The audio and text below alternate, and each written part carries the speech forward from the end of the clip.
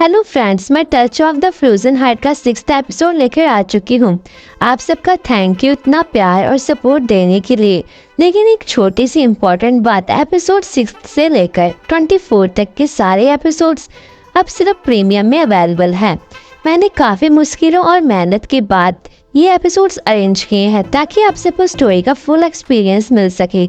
तो अगर आप चाहते हो कि मैं ये प्रीमियम एपिसोड लाती रहूं तो प्लीज़ चैनल को सब्सक्राइब करिए और वॉच टाइम भी पूरा कीजिए ताकि मैं आप सबके लिए और भी बेहतरीन कंटेंट ला सकूं। और अब चलते हैं एपिसोड की तरफ।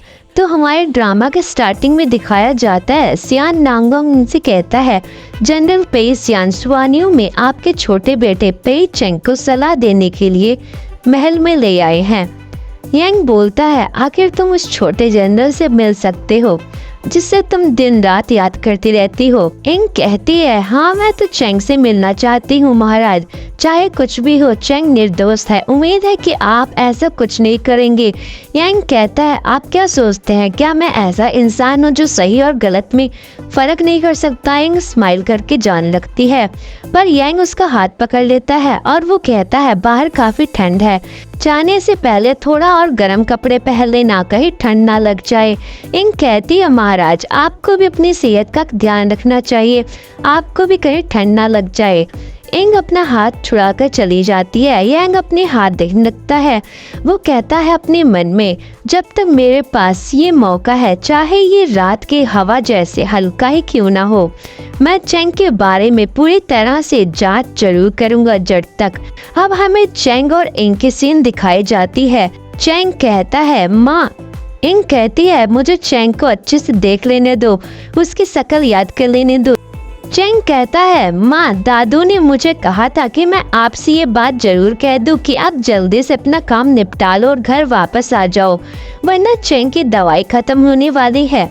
यांग और उसका सैनिक दूर से ये सब देख रहे होते हैं और वो दोनों जाने लगते हैं। गुयू कहता है, महाराज मुझे क्यों लगता है कि पेई परिवार के छोटे उत्तराधिकारी यंग मास्टर बिल्कुल भी पेई सियान जैसे नहीं दिखते, बल्कि वह थोड़ा आप जैसे लगता है, खासकर उसकी आंखें बिल्कुल आप जैसी हैं। अब हमें रात की सीन दिखाई जाती है जहाँ पर सैनिक इनके कक्ष के बाहर आ रहे होते हैं जल्दबाजी में। वो कहते हैं, तुम वहाँ जाकर देखो, बाकी सब मेरे साथ आओ। अब हमें इंग और पेई सियान की सीन दिखाई जाती है जहाँ पर पेई सियान इंग के पास आता है। सैनिक की आवाज आती है, वहाँ जाके देखो, ध्यान से तलाशी लेना और उसे भागने मत देना। सियान इंग से कहता है, बहन मैं तुम्हें यहाँ अकेला छोड़कर नहीं जा सकता। इंग कहती है, वो राजा है और तुम सिर्फ एक मंत्री हो। सियान कहता है, एक इंपीरियर होकर भी वो सही गलत का फर्क नहीं समझ सका, बिना सोचे समझे इल्जाम लगा दिया। मुझे खुद के सीनियरों से खिलाफ जाकर खुद ही लड़ना होगा। इंग कहती है, क्या तुम तैयार हो अपने सारे सम्मान जो तुमने जंग के मैदान में कमाए हैं सब छोड़ देने के लिए। सियान कहता है, अगर तुम ही मेरे पास नहीं रहे तो वो सब सम्मान मेरे किस काम का। इंग कहती है, तुम एक जनरल हो जो राजा और अपने देश के प्रति वफादार रहा है। सियान कहता है, आज के बाद हम बिना किसी निशान के छुप जाएंगे। इंग कहती है, पर चेंग का क्या, पेई फैमिली का क्या होगा, तुम पहले घर जाओ, चेंग का ध्यान रखना, मैं जल्दी घर लौटने का रास्ता निकालूंगी। सियान कहता है, बहन रुको, मैं देखता हूँ पहले कि रास्ता साफ है या नहीं। वो चला जाता है। अब हमें यांग की सीन दिखाई जाती है। सेन के पिताजी वू यांग से कहते हैं, अब नया इंपीरियर राजगद्दी पर बैठ चुका है, इसलिए उसके ऊपर राज्य का काम काफी बढ़ गया है, लेकिन महल के अंदर का हिस्सा जहां रानी रहती है वो खाली नहीं रह सकता। तुम्हारी और जीवी की शादी की तैयारी भी तुरंत शुरू करनी होगी। सेन स्माइल करती है। वू यांग हल्के से स्माइल में कहता है, नानजियांग के राजा जो कह रहे हैं वह बिल्कुल सही है, मैं भी कुछ दिनों से इसी बारे में सोच रहा हूँ। फिर सेन के पिताजी कहते हैं, हमारे सम्राट अभी काफी युवा है और हो सकता है फैसले लेने में थोड़ा ज्यादा ही सावधानी बरत रहे हों। ये राज्य जितना आसानी से मिलता है उतनी आसानी से हाथ से निकल भी सम्राट, आप कहीं मुझे उस दिन का इंतजार न करवा दे जब ये राज किसी और के हाथ में चला जाए। गुयू गुस्से में बोलता है, नानजियांग के राजा काफी हिम्मत वाले हैं, आखिर उनकी हिम्मत कैसे हुई कि सम्राट के सामने ऐसे बदतमीजी करें। वू यांग कहता है, गुयू कुछ लोगों को भेजो जो जानवर और कीमती जड़ी बूटियों जो हमने नॉर्थन से मंगवाई हैं, उन्हें नानजियांग के राजा के महल में भेज दो। कह सकते हो ये मेरी तरफ से एक छोटी सी भलाई है। नानजियांग के राजा खड़े होते हैं और कहते हैं कि हमें नानजियांग में जानवरों और खास जड़ी बूटियों की कोई कमी नहीं है। हमें क्या चाहिए ये तो मुझे लगता है सम्राट खुद अच्छे से समझते हैं। ये सुनकर गुयू गुस्से में तलवार को नानजियांग के राजा की तरफ करता है, लेकिन वू यांग उसे तुरंत रोक देता है। नानजियांग के राजा कहते हैं, कृपया करके हमें विदाई दीजिए महाराज। फिर वो वहाँ से निकल जाते हैं। वू यांग हल्की स्माइल देता है, लेकिन उसके स्माइल के पीछे गुस्से की छुपी हुई झलक होती है।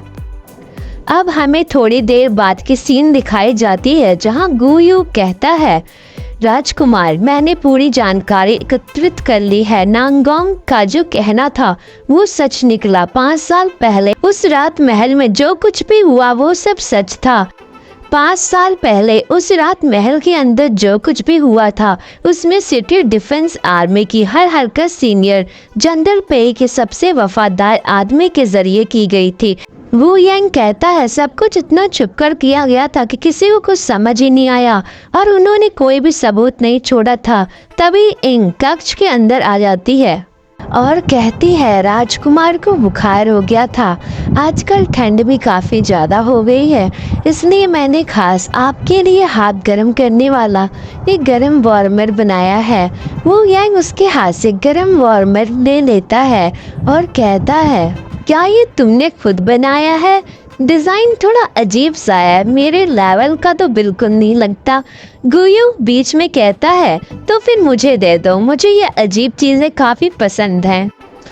इंग कहती है, अगर गुयू साहब को कोई ऐतराज़ नहीं है तो आप रख लीजिए, बस थोड़ा वक्त दीजिए। जब मेरी स्किल्स सुधर जाएंगी तब मैं इंपीरियल के लिए नया बनाकर दे दूँगी। वू यांग उसकी बात पर स्माइल करता है। इंग कहती है, राजकुमार, मैं आपके लिए नहाने के लिए गर्म पानी तैयार करवा देती हूँ ताकि आप गर्म हो जाएं। इंग चली जाती है। तब वू यांग गुयू के हाथों से वो गर्म वार्मर झटके से ले लेता है। गुयू कहता है, राजकुमार, आप तो बहुत तेज निकले। वू यांग कहता है, तुम ज्यादा बातें करते हो, आज रात फिर देर तक जागना है क्या? फिर गुयू चुप हो जाता है, वह अपने मुंह थोड़ा पीछे कर लेता है। अब हमें थोड़ी देर बाद स्नानगृह की सीन दिखाई जाती है जहां वू यांग और इंग खड़े होते हैं।